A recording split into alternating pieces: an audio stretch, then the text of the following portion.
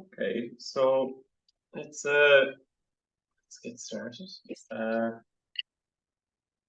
So what I don't know if you have it somewhere at hand, Cynthia, but if you have like a book or a yoga block or something that you could rest your head on, yeah, then see how it feels in terms of height. If it isn't too tall, and what the position you're going to go in is the feet on the ground, so semi-supine, and resting the back corner of your skull, so the base of your skull on the book, and thinking about pointing your nose towards your knees. So there's a slight tilt in the head position, so it's not looking straight up. Yeah, so see how it feels for you with the book if it's not too high. A bit short.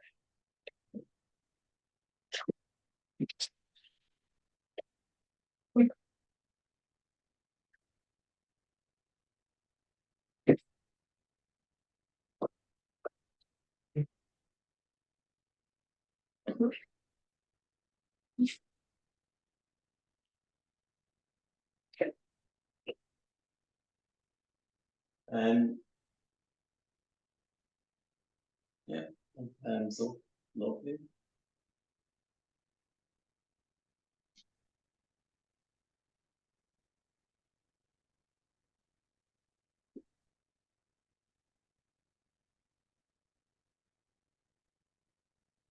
And as you lie here, start to notice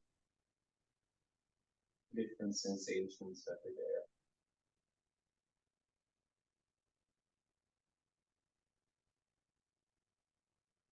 How your feet feel on the ground,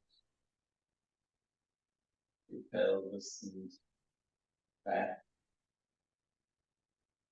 of your head against the book. Just ask yourself, what are you feeling now? What are you noticing now?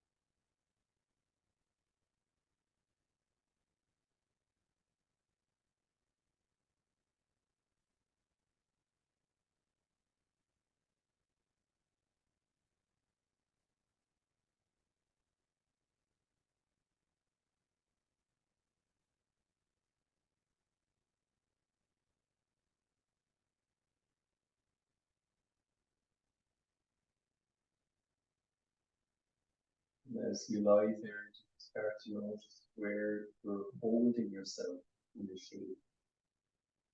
Maybe there's tension across your chest, in your knees, your feet, in your hands. Where do you feel like you're holding yourself? Or you're efforting? And can you let go? Can you allow the ground to support you? Feeling your weight settle and sink on the ground.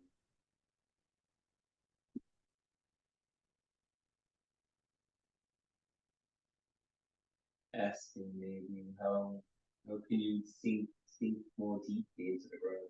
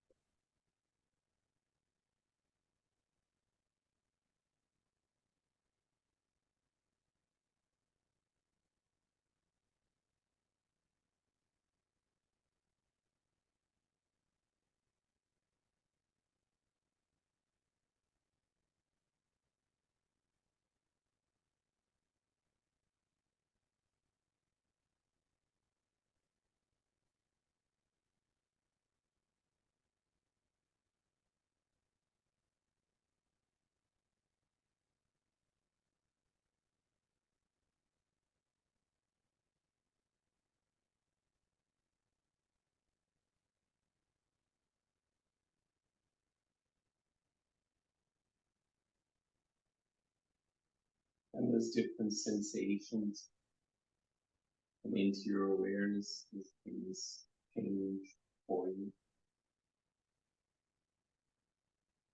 You notice signs of being more relaxed. Maybe a sudden dropping in the stomach. Maybe a deep breath or a sigh that comes. Maybe sudden change in perspective or a thought that you haven't had for a while comes up.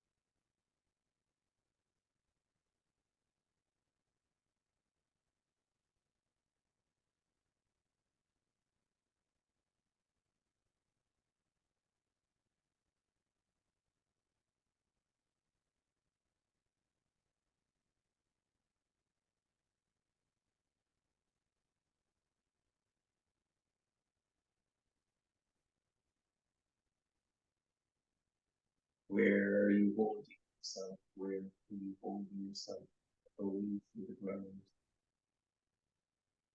Where are you holding yourself away from the air?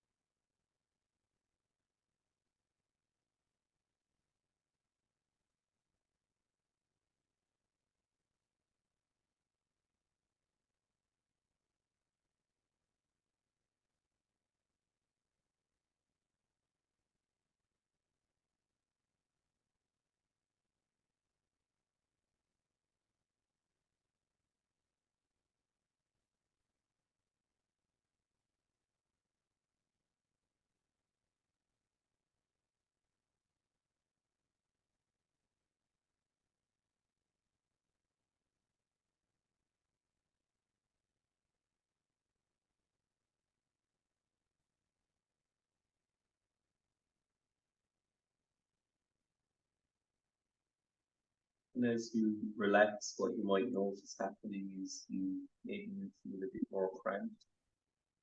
As the body relaxes, the joints adjust and create more space or need more space. So feel free to make little adjustments. Move your hips and your shoulders and your head a bit, kind of wiggling or wriggling them very slowly to open out into what feels like a more comfortable shape or size.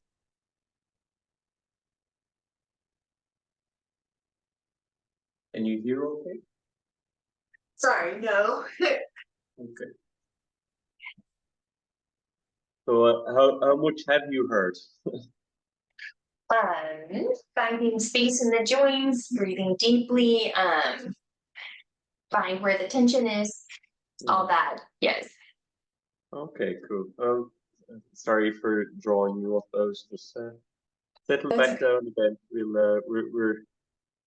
We'll keep doing this for a while longer. It's okay.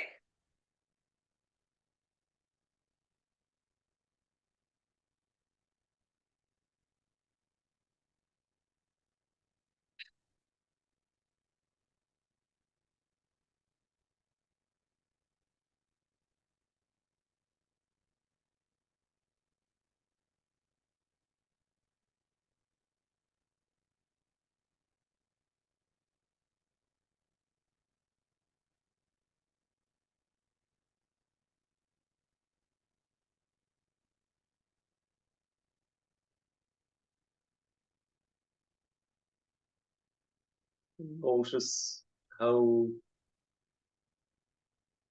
much of the quality of relaxation and settling you kept after you sat up and started interacting with me. How much of that is still there, and can you build it back up again if you feel like you've lost it or if you've lost a lot of it? Remembering how it felt, remembering the different sensations of release, of sinking and opening and expanding.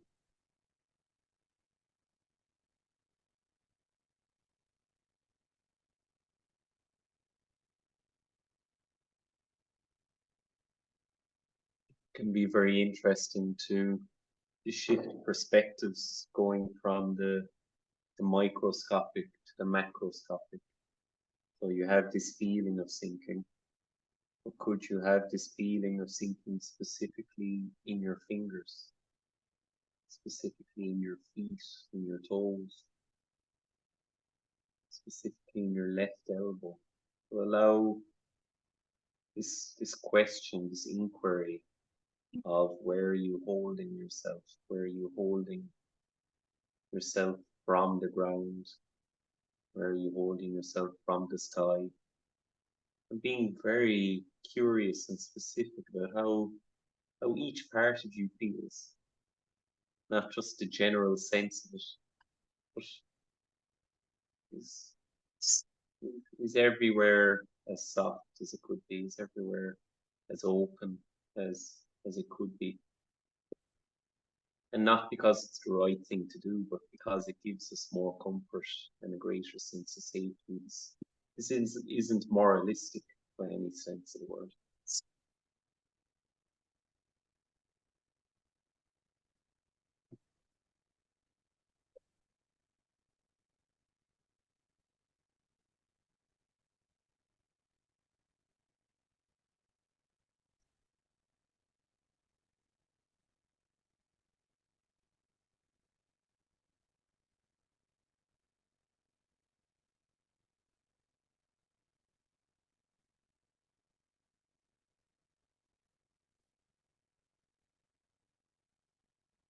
And the next time, Cynthia, you feel a wave of relaxation or shifting happen, give me a sign with maybe a thumbs up or something like that, and we'll add to the meditation after that. Okay, cool. So the next part is I want you to start thinking about yawning. I want you to to allow yawns to start coming and feeling yeah how they can kind of spread through the body, how it shows you where you could be more elastic, or it shows another level of holding in the body.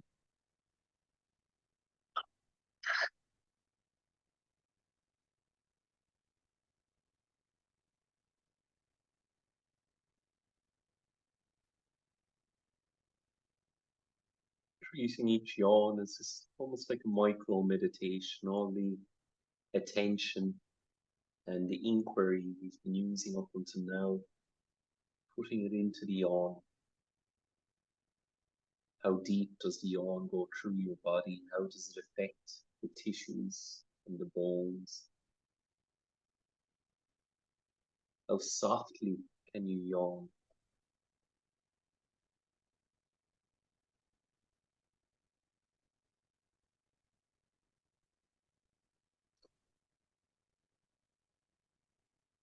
What's holding your yawn in? How mighty, how gigantic, how expansive can your yawn be? Feeling the yawn go to your pelvis, even to your knees, into the ground, into the air.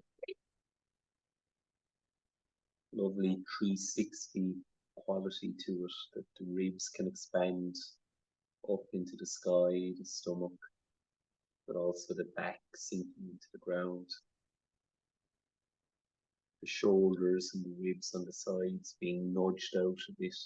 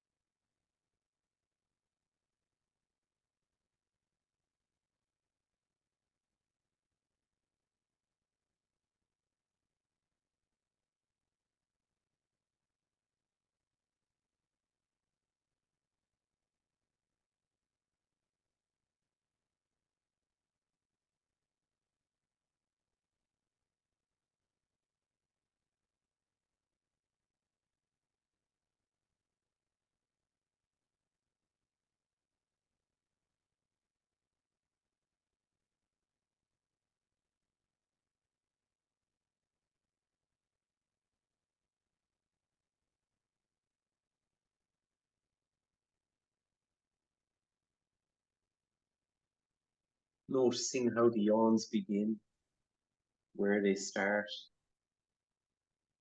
Is there any resistance or hesitation in allowing them to start? Can you sit back and welcome them,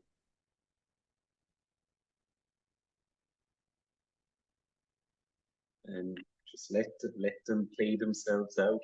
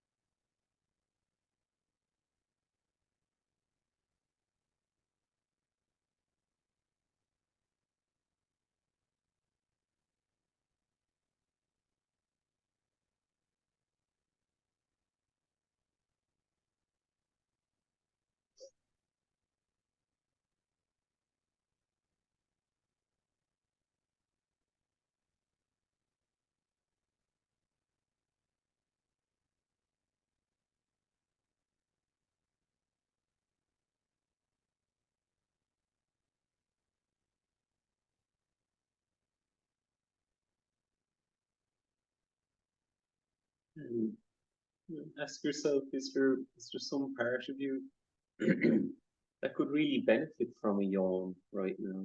The feeling in the tissues, and ask as the yawn begins, ask your body, ask the yawn if it could maybe go in that direction. So we're not forcing it, we're inviting or requesting that it goes somewhere for us. Maybe it's the shoulder or the ankle or somewhere, but allowing the yawn to be a bit more directed for us.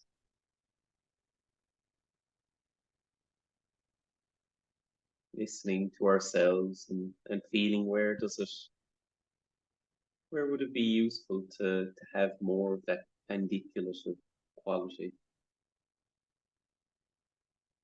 Where do we want the tissues to be a bit more fluid, more elastic and pliable?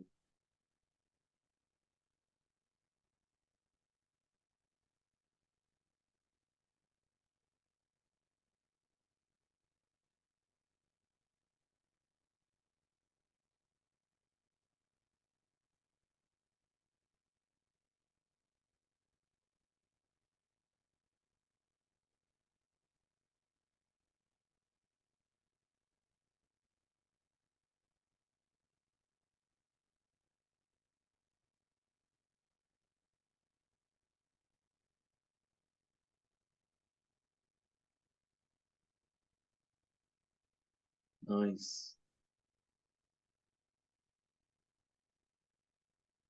So how unrestrained can the yawn be? How deep and wide and great can the yawn become?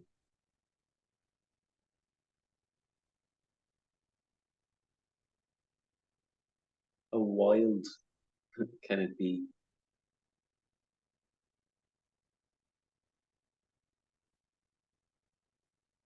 Like the way a cat yawns, or the way a dog yawns, or a little uneducated baby would yawn.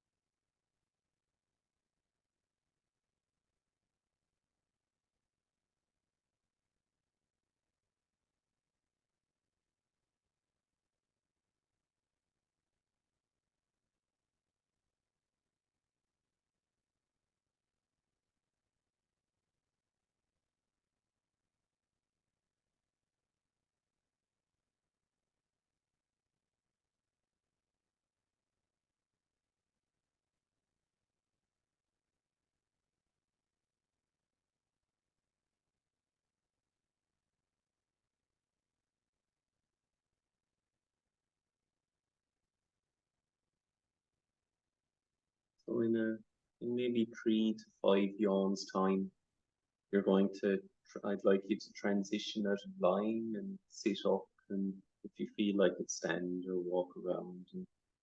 And after you've had some time to adjust to come back in, and we'll talk about how it went. So like 3 to 5 yawns from now, and as you sit up, what do you want to bring with you? What do you want to come with you as you stand up? What quality would help you that you could allow to follow you?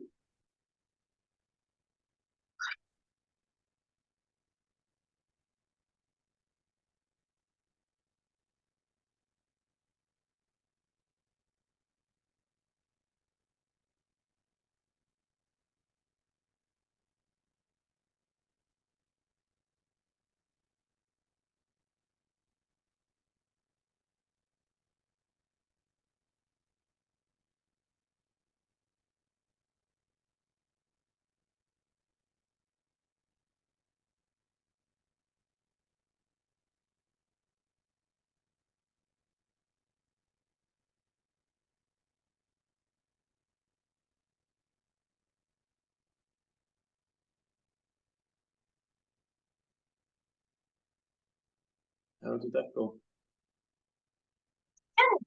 I do feel more relaxed. I feel like, especially my left side was hitting the floor pretty well, but my right side was a little more like tense. It just didn't want to be more pliable and come on down. So after a while, it started to kind of move better and started to come on down and relax. So that's definitely what I want to bring with me. My shoulders were a little, they didn't want to relax. So that's gotten a lot better too. And just breathing efficiently, very deeply, the full kind of inhale and then full exhale in a nice, slow, efficient way is a lot better too. Nice. Yeah. And out of curiosity, did your eyes water? Yeah, especially the right side. It happens a lot, especially with the yawning. But some of my past students have said even just the lying on its own can Mhm. trigger a lot of releases. I guess it's just as the tissues reorganize that some of it can lead to changes in how the tear ducts are affected. Yeah. I thought that was just me. Like I go to the dentist and they lay me way back and I'm like, I clean the tears No, off. Yeah, no, you're not on your own.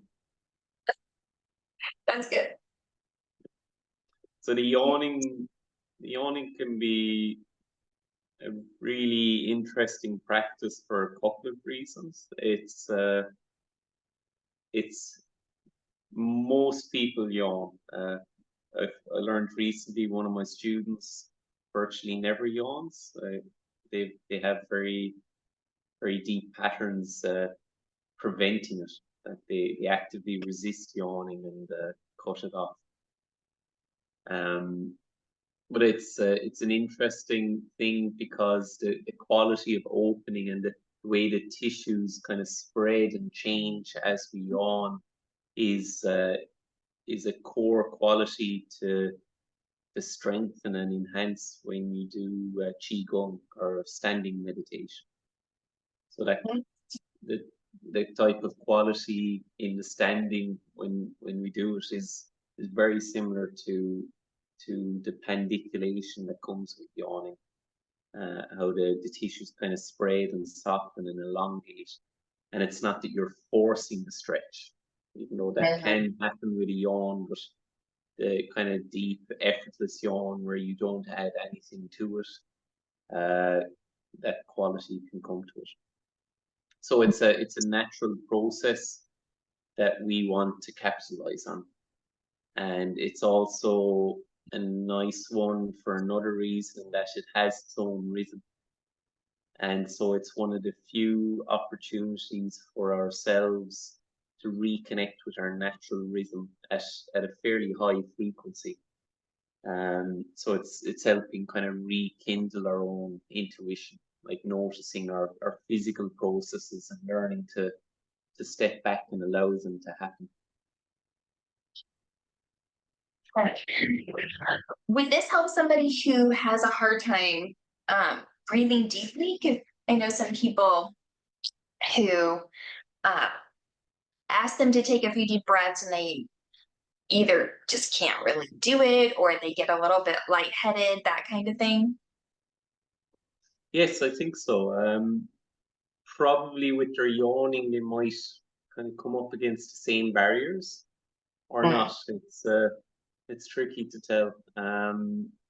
But definitely, uh, I think giving them giving the opportunity for them to play with it and to appreciate how yawning changes us, like how it kind of changes the quality in the body, and that it's not some external technique. I am teaching anyone an external breathing method. I'm just suggesting or encouraging them to yawn.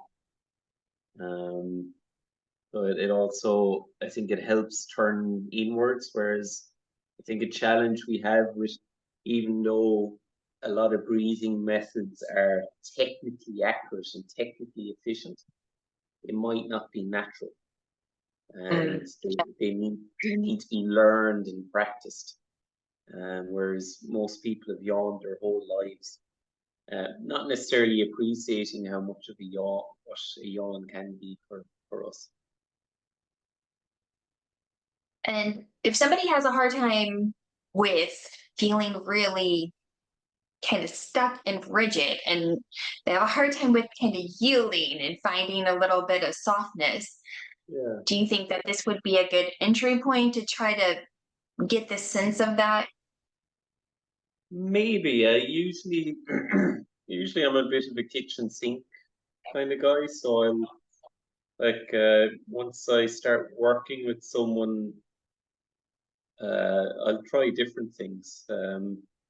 So I think yawning is lovely just because it's very internally oriented, and it can rekindle a lot of intuition, and there's a lot of juicy stuff that comes up with yawning. But for example, if it didn't work, gently moving side to side is an interesting thing to do. So just on the ground, slowly, like almost Okay. invisibly, moving side to side and feeling how the body kind of soften out. I remember one time I was doing an audio only Zoom session out in parks. So I was there with with students of mine, and we're all in our own parks. You know, one guy was in Ireland, another guy was in I think he was in Vienna, another guy was in Newcastle in England. So like all over Europe, but we were there on our audio headsets in Zoom, and one of the guys had a military background. He was a Marine, and we started off with standing meditation, and it was an autumn, so it was getting dark as we were standing, and the sun had set by the time we finished our standing practice. And it brought him back to running patrol, because after we did the standing, the next thing we did was we were going to walk around, and for some reason the combination of different things really brought him back to doing patrol. So he was incredibly tense after it. And one of the ideas we explored with him that time was being 5% more tense. So quite often when we unconsciously tense up, we don't know how to consciously relax. Right. Gotcha. So Intense. so instead I said, well, like all these feelings he's having, all these physical sensations he's having, you could cluster them together as anxiety. And let's add a bit to it. Hopefully it doesn't go into overwhelm, which is why I said just 5% or 10% more. But all the different sensations he's having, the tension, the tightness, especially in his eyes, he felt hypervigilant, a lot of tension around his eyes, and like his eyes darting around. And so we said just add to it, add 10%, add what feels like manageable, but add to it. And get comfortable, not comfortable, but kind of soak in that for a time. And then from there, do 1% less, do 1% less, do 1% less. And just going through this process of consciously relaxing after consciously tensing up. And he ended up much, because it snuck up on him, I think. So that can be a very powerful idea, because by consciously tensing up, we can also consciously relax. And so those are like yawning is one way to approach it. The lying and the standing, as you've experienced, can help with it as well. But it tends to be a bit more random with the yawn, with the standing and the lying. Like if it happens when it happens. Usually takes 5 to 15 minutes, but there's no guarantee. Especially if someone is incredibly agitated and there's a very powerful experience stuck, then it could be intensely uncomfortable to lie. Oh, huh. Just lying down can be uncomfortable, huh? Yeah, Okay. just really and internally very uncomfortable if the emotion is too strong. So giving them little actions that can encourage it, like the rocking or actively adding to it a bit, like making it a bit more. Then it's almost like a distraction that encourages more relaxation in the long run. Yeah. Very good. So I think we're probably good to finish there. Do you have any other questions or musings or remarks? Yes. So, how do you pronounce it? Padnation? Is that right? Pandination? Pandiculation. Pandiculation. Okay. I just wanted to be sure that I had the term right. And that refers to this It's yawning. kind of the stretching that comes with the yawn. So like Oh, when okay, you gotcha. yawn, Yeah. how everything expands out. Yeah, it's the technical term for yawning. Oh, okay, gotcha. I just wanted to be sure that that was Yeah, everybody understood that. I had to look it up honestly, but yeah, yeah. got it. But it's yeah, I think it's an interesting thing to play with. It can be very relaxing. One of the things I think about is dogs apparently yawn when they're stressed or scared. So Hmm. uh, a marker of a dog being distressed is that he starts to yawn.